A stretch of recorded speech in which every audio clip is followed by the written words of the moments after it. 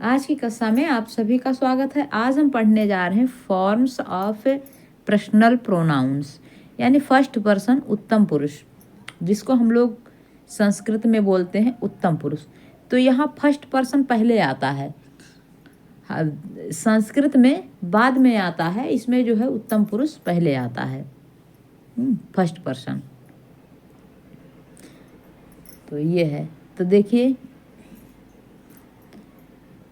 Nominative कर्ता कारक है, केस है, केस माने कारक, सिंगुलर एक वचन, प्लूरल बहुवचन। तो देखिए नॉमिनेटिव, जिसको हिंदी में कर्ता कारक कहते हैं, नॉमिनेटिव कह दिया जाए तो कर्ता कारक है। आई मैं क्या हूँ? कर्ता कारक हूँ। वी हम क्या हैं? कर्ता कारक हैं। बस इतना है कि ये एक वचन में है, सिंगुलर है, और ये प्लूरल है।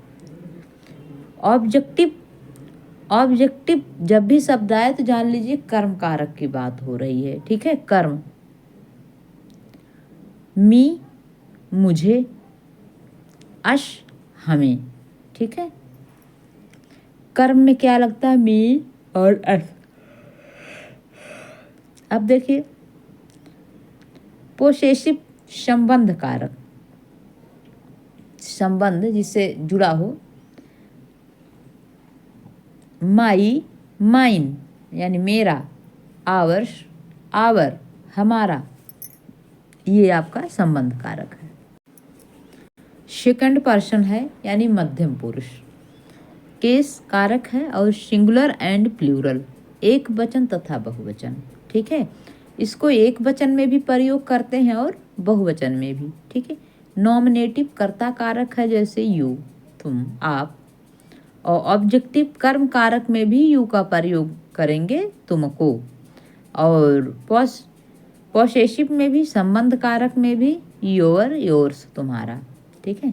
अब देखिए यहाँ थर्ड पर्सन यानी अन्य पुरुष, थर्ड पर्सन के लिए प्रयोग होता है केश कारक। देखिए नॉमिनेटिव कारक कर्ता में ये मेस्कुलिन जेंडर में पुल्लिंग में ही का प्रयोग होता है, फेमिनिन जेंडर यानी स्त्रीलिंग में शी का प्रयोग होगा, ठीक है।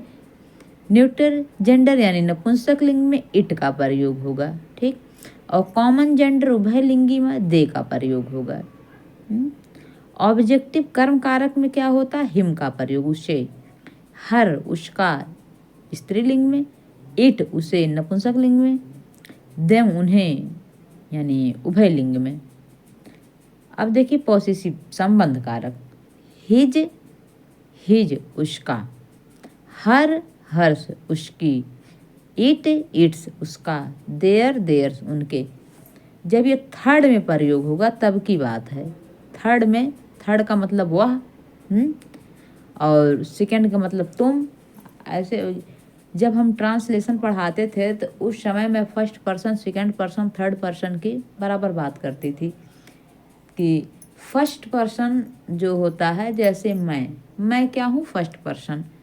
वह क्या है? Second person. और हम और वह दो लोग हैं, और उसमें जो तीसरा नहीं है उसके लिए क्या प्रयोग हो जाएगा? थर्ड पर्सन, तीसरा व्यक्ति, ठीक है। तो यही बताया गया है कि फर्स्ट पर्सन में नॉमिनेटिव और ऑब्जेक्टिव और पॉसेसिव में क्या क्या आता है, ठीक है। और इसके बाद बताया गया सेकंड पर्सन में, फिर बताया गया है थर्ड पर्सन, जिससे आपको जानकारी रहे कि अगर ही बोला जाए, हिम बोला जाए, हिज बोला जाए, ठीक है, she, her, it its, they, them, theirs, तब ये मान के चलिए कि थर्ड पर्सन की बात वहाँ कही गई है, ठीक है। इसीलिए इसको पढ़ाया जाता है। तो आज की कक्षा यहीं पे समाप्त होती है। धन्यवाद।